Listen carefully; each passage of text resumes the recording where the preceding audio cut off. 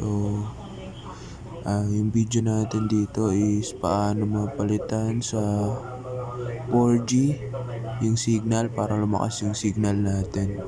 So, ito hindi na natin kailangan ng APN dito. Panoorin nyo lang yung video na ito. So, first, open natin yung data. Ayan, so guys, naka-open na yung data natin, naka-open na siya. Open natin yung YouTube. So kung napapansin nyo, puro loading lang siya. Puro loading lang itong YouTube kahit na naka-open yung data natin. So ito yung tricks. Turn off nyo muna yung mobile data. And then punta kayo dito sa settings. And then punta kayo dito sa mobile network. And then punta kayo dito sa mobile data. Tapos yung 4G, open nyo yan.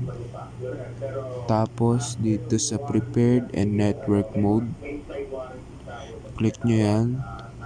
Tapos ilipat nyo sa LTE. Ayan. So yun lang guys. So let's see. Open natin yung mobile data. And then open natin yung YouTube. So ayan, nakita na. So ayan, lumabas na yung mga video sa YouTube. Let's try. So ayan na, gumagana na. So that's all guys. Paano mapalakas yung signal, ma-change sa 4G. Ayan guys, so. Ayan. So, ganun lang. Sa mga nagtatanong, yun po ang gagawin nyo. Pumunta lang po sa settings at i-open ang 4G LTE. Ganun lang po.